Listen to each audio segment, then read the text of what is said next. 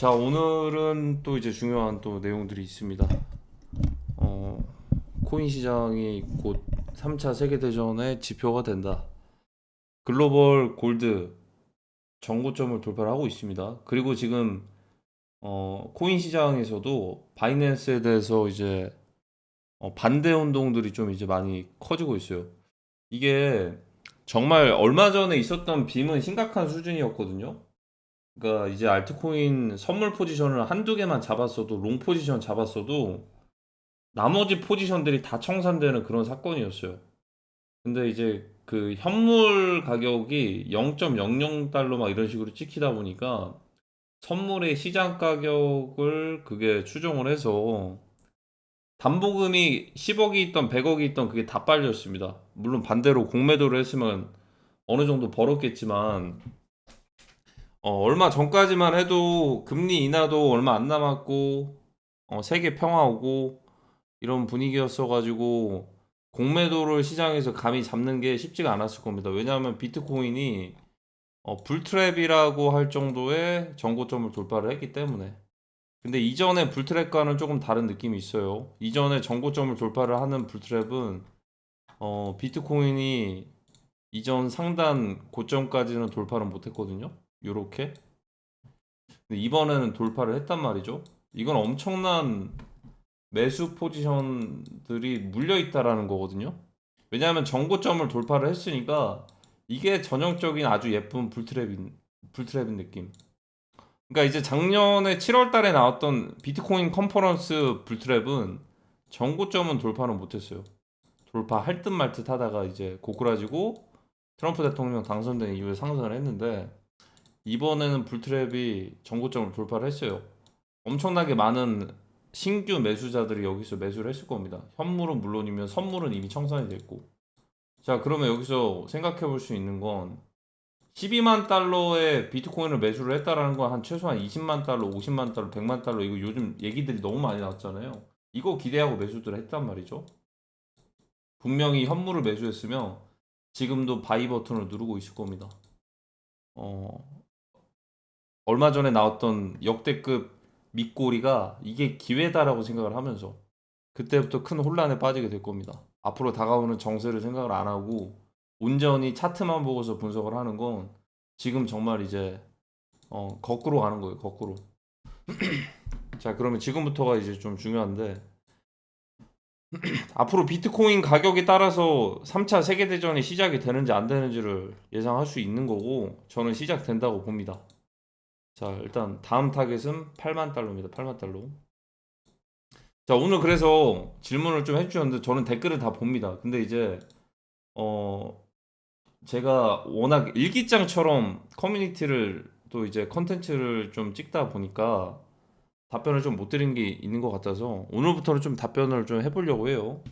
간단하게만 좀 말씀드릴게요. 개인적인 생각이니까 제가 정확하게 알 수는 없어서 일단 어 전쟁은 언제쯤 터질까? 터진다면은 일단 미국에서는 베네수엘라 군사작전이 시작이 될 예정이죠. 그리고 이제 러시아에서는 계속해서 쿠바까지도 신규 파병이 진행이 됐고, 우크라이나를 먼저 밀어버리는 게 일단 러시아의 목표일 겁니다. 나토는 두 번째고요. 우크라이나가 완전히 밀리고 나서 그 다음부터가 나토고, 나토 입장에서는 당연히 러시아와 당장 전쟁하는 것 자체가 굉장히 좀 이제 껄끄러울 거예요. 그 대신에 다른 방법이 있죠. 예를 들어 방산물자나 이런 것들을 수입을 하거나 군사력을 좀 강화하고 국방비를 GDP 대비해서 증강을 시킨 다음에 우크라이나에다가 간접적으로 지원을 하면 되죠. 최대한 버틸 만큼 버티고 그 다음에 나토에서 싸우면 되겠죠. 물론 이제 프랑스에서는 2026년 3월까지 병상을 1만 5천 개에서 2만 개 늘린다라고 얘기를 했었기 때문에 그 시기 자체를 솔직히 병상이 늘리니까 이제 그 전부터 시작을 할 것이다라고까지는 알 수는 없는데 지금 일단 기류는 동북아 쪽으로 흘러오고 있는 상황입니다. 그래서 만약에 터진다면 어 얼마 안 남았을 겁니다. 얼마 안 남았을 거예요. 일단 자산 시장에서 그걸 좀 알려주고 있잖아요. 그렇죠? 그리고 이 휴전선 부근에 대전차 방벽을 건설을 왜 할까요? 제 생각인데 대전차 방벽은 북진통이라는 것들을 좀 이제 억제하려고 막는 것 같습니다. 전차 같은 것들을 이제 밀고서 북진통이라는 것들을 밀고 가는 것들을 막으려고 이렇게 방어용이죠, 방어용. 그러면은 이제 둘 중 하나를 생각해 봐야 됩니다. 지금부터가 이제 계속 생각해 봐야 될 퀴즈 같은 건데, 첫 번째 방어용, 두 번째 선 긋고 남남. 그러니까 완전히 각자의 다른 국가로 인정을 하면서 남한, 북한 이렇게 나뉘어져서 가는 이제 선 긋고 남남으로 갈 건지, 아니면 뭔가 하기 전에 방어용일 수도 있습니다. 예를 들어서 이제 하마스 같은 경우에는 하마스에서 이제 기습 침공 이후에 인질 납치 이후에 이스라엘에서 전면전을 선포를 했습니다. 자, 근데 만약에 이거를 북한이라고 해보면은 북한에서 비슷한 방식을 실행을 했을 때 당연히 한국에서는 전면전을 선포를 하겠죠. 자, 근데 전면전을 선포를 하는데 당연히 음, 북한의 북진 통일이 1차 우선적인 목표일 수는 있는데, 만약에 하마스에서 실행했던 방식과 비슷한 방식들이 발생을 한다면 이거는 이제 한국 지역에서 내전으로 가는 거예요. 그러니까 내전이라는 게 이제 말 그대로 전쟁 지역이 북한이 아닌 거죠. 일단 만약에 하마스와 비슷하게 먼저 침공을 하면은 그 안에 내부부터 소탕을 해야 되는데, 그리고 나서 북진 통일인데, 예를 들어서 만약에 일단 북진을 해야 되는데 방어용으로 이렇게 방벽을 깔아둔 거는 일단은 밀고서 올라가는 것들을 좀 이제 억제하려고 그런 것도 있고, 그리고 무엇보다도 공중전이 이란과 이스라엘에서 나왔죠. 여기서 이제 거리가 멀었기 때문에 이스라엘에서 아이언돔이 그래도 성과를 잘 냈습니다. 몇 개 맞긴 했어요. 근데 이제 한국이랑 북한은 거리가 가깝습니다. 그래서 공중전을 염두에 둘 수도 있고, 공중전이 오기 전에 예를 들어서 이거는 공중전은 완전 막하파예요. 완전. 이걸 처음부터 하기에는 정말 힘들 것 같아요. 개인적으로는.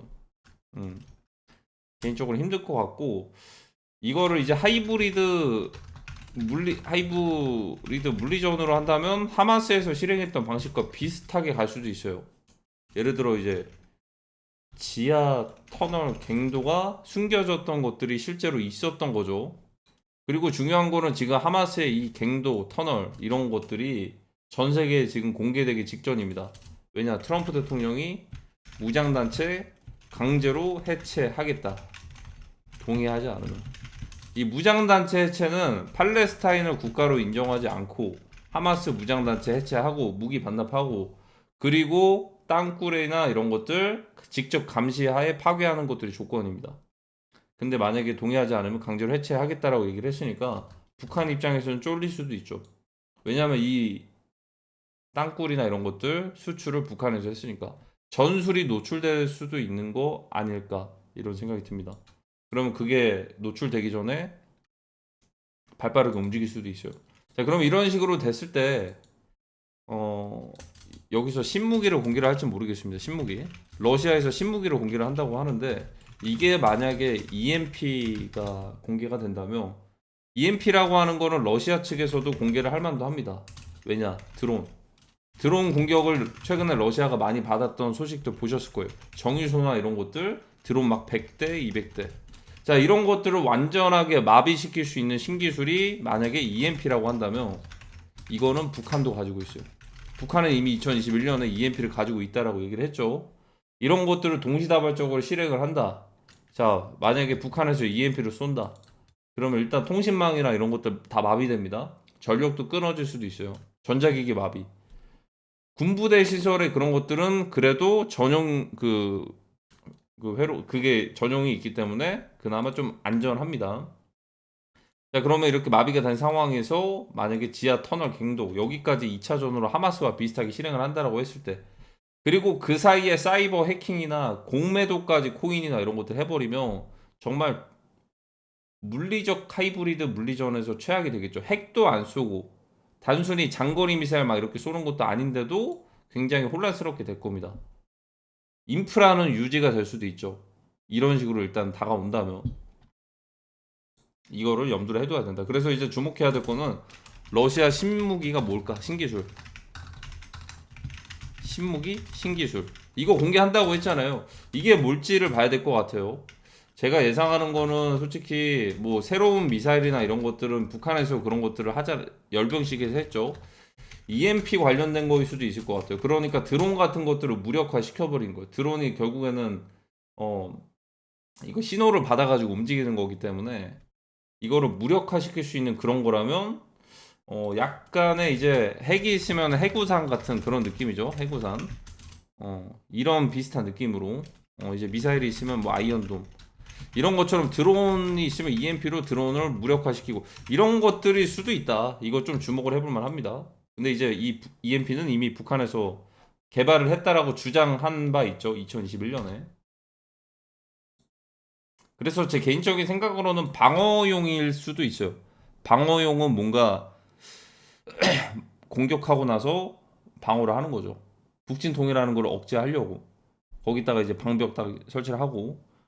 근데 이제 반대로 방벽을 딱 쳐놓고서 남남으로 살겠다 이런 거일 수도 있는데 일단은 그건 지켜봐야 될 것 같습니다. 그쵸, 17일 토마호크. 토마호크를 주면은 일단은 얼마 전에 어디였죠? 뭐 어디였죠? 세르비아였나? 그 나라가 어디였지? 그 볼세니아였나? 어쨌든 거기랑 같이 뭐 이제 우크라이나에 토마호크 주면은 우리도 가만 안 있겠다 막 이런 뉘앙스로 하고 있죠. 토마호크가 굉장히 중요한가 봅니다. 토마호크 하면 그 먹는 그 갈비밖에 생각이 안 나는데 그 토마호크 미사일을 어쨌든 주냐 안 주냐에 따라서 러시아와 미국의 그런 상황이 좀 달라질 것 같은데 이런 상상은 안 하셔도 됩니다. 러시아와 미국이 사이가 안 좋아져서 러시아는 미국의 본토로, 미국은 러시아 본토로 서로 핵을 날리는 상황? 그런 일은 없을 거다. 그런 일이 발생을 할 거였으면 애시당초에 러시아가 우크라이나를 진작에 핵으로 그 차르본바로 밀어버렸겠죠. 그런 일은 없을 겁니다. 다만 이 과정에서 명분이 필요할 건데 어떻게 보면 이제 북중러에 대한 이제 연합 관계, 3차 세계대전 연합 관계에 대해서 조금 더 이제 두드러지게 좀 드러나겠죠. 그런 상황들. 음. 여기까지가 제 개인적인 생각입니다. 일단 방어용을 준비를 하는 것 같고요. 그리고 또 이제 관전 포인트가 있어요. 일단은 뭐 글로벌 골드 가격뿐만이 아니고 지금 정세를 무조건 보셔야 됩니다. 지금은 예전에 그 메로나 때랑도 비슷하게 그 일 일어날지 몰랐죠. 그 일 일어나고 양적 완화하고 그럴 줄 몰랐단 말이죠. 앞으로 다가오는 상황들이 어떤 건지를 계속 시뮬레이션을 굴려보셔야 돼요. 저희가 처음 겪는 것들을 이제 전쟁이나 사이클을 거의 80년 사이클이잖아요. 이거 겪어본 세대들이 많이 없잖아요. 지금 그런 사이클이 이제 다가올 수도 있는 거예요. 자, 그러면 최근에 그 캄보디아도 사실 이것 또한 북한에서 이거 지켜볼 수도 있어요. 어떤 걸 지켜보냐? 예를 들어 인질이라고 할게요. 인질. 캄보디아에서 예를 들어 뭐 피해자라고 하는 사람들을 이제 잡고 있는데 우리한테 보내달라 말라 이걸 가지고서 지금 여론전이 이렇게 붙고 있죠. 지금. 그러면서 뭐 캄보디아 측에서는 오히려 좀 강경하게 가고 있어요. 뭔가. 사실 이게 만약에 핵을 보유 중인 국가라면 저희도 좀 한 수 이제 접어들 수밖에 없겠는데 캄보디아는 핵을 보유 중인 국가는 아니죠. 군사력도 경제력도 따지고 보면 한국이 훨씬 더 이제 높습니다. 그런데도 이렇게 됐을 때 대응을 어떻게 하는가? 자, 근데 만약에 이걸 대상을 한번 바꿔봅시다. 한번 한국이랑 북한이랑. 북한에서 오히려 더 얄짤 없을 수도 있어요. 예를 들어서 이제 핵도 보유하고 있고, 음, 예를 들어 어떠한 뭐 명단이나 이런 것들로 이제 정보전도 할 수도 있고 명단, 이런 것들, 뭐 영상도 있을 수도 있고 핵도 보유 중이고. 그리고 무자비한 악동의 이미지이기 때문에 뭘 하더라도 전혀 이상하지가 않죠. 자, 이런 과정에 대응을 어떻게 하는지 테스트일 수도 있다. 북한에서 지켜보고 있을 수도 있어요. 그리고 북한에서 서브로 이렇게 갔었던 하마스랑 이스라엘 여기서도 이 인지를 두고서 어떻게 보면 지하 갱도 터널에서 이렇게 전략적으로 전쟁을 하면서 이스라엘을 상대로 2년 정도 시간을 버텼기 때문에 민간인이라는 키워드가 굉장히 또 이제 이거를 인질로 잡았어요, 하마스가. 그래서 이거를 협상을 하냐 안 하냐를 두고서 지금 굉장히 또 이제 협상 카드를 만들었죠, 하마스가. 하지만 하마스도 그걸 알 겁니다. 인질들을 모두 석방하고 무장단체 해체를 하거나 무기를 반납을 하거나 뭐 아니면 전술들이나 이런 것들을 지하 터널 갱도 같은 것들 다 파괴하고 노출을 하면은 그냥 그날로부터 끝난다라는 걸 알고 있을 거예요. 마치 북한 입장에서는 비핵화가 되면은 어 끝난다 이런 것과도 비슷할 겁니다. 그러니까 그 상황이 오기 전에 어르고 달래서 이렇게 되는 건데 지금 스탠스를 보면 트럼프 대통령도 어르고 달래는 그게 아니에요. 그냥 아니면 우리가 그냥 이란 받지 그냥 강제로 해체시켜줄게 이 정도 스탠스입니다. 자, 그러면 하마스의 선택은 하나 남았죠. 그냥 해체를 하던가 항복을 하는 거죠. 아니면은 뭔가 보이지 않는 곳에서 헬프를 외치던가. 그 헬프가 만약에 북한이라면 지금 상황이 맞닥뜨려지는 상황에서 명분이 생길 수도 있겠죠. 그리고 전에 말씀드렸던 것처럼 일단은 북한에서는 선제 공격을 오히려 지금 상황에서는 선제 공격을 할 가능성이 높습니다. 만약에 이란에서의 그런 이제 미드나잇 햄머 작전 있었죠. 벙커 버스터. 이런 상황들이 발생을 하지 않았더라면. 그리고 만약에, 이건 근데 이제 어쨌든 그 동북아시아의 뭔가 좀 이제 평화와 질서를 위해서는 발생이 됐었어야 됐죠. 전 세계를 위해서는.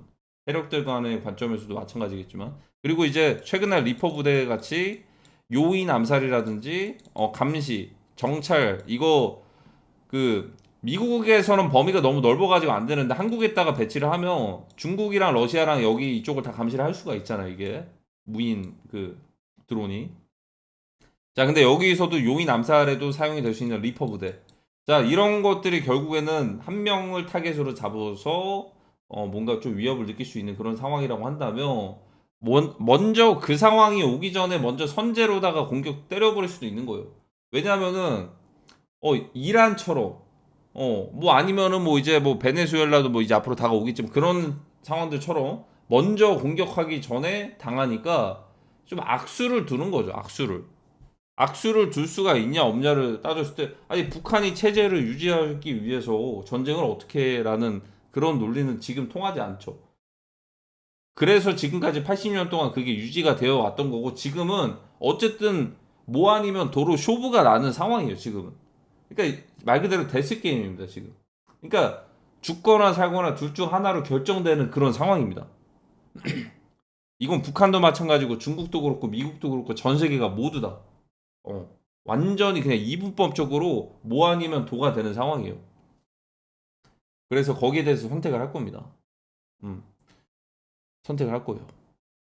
근데 여기서 이제 중요한 거는 시기가 중요한데 시기는 계속해서 보여주고 있어요. 하일리의 법칙이라고 하나의 거대한 사건이 터지기 전 피라미드 옆 피라미드였나? 하나의 거대한 사건이 터지기 전에 경미한 사건 29개 사소한 이런 사건들 300개 이 하나만을 위해서 이게 누적돼서 쌓이다가 크게 떨어지는 거예요 이게 하나가 지금 계속 누적되고 스택들 쌓이고 있는 느낌인데 그 큰 게 결국에는 벌어지면 안 되는 비정상적인 일이기 때문에 그리고 그게 벌어지는 순간 정말 말도 안 되는 상황이잖아요 사실 그렇기 때문에 체감이 안 될 수 있는데 빌드업은 계속 되고 있습니다 시기는 모르겠어요 시기는 모르겠으나 지금 돌아가는 상황들 보면 올해 일어나도 전혀 이상하지가 않겠죠 자 그래서 오늘의 내용은 여기까지입니다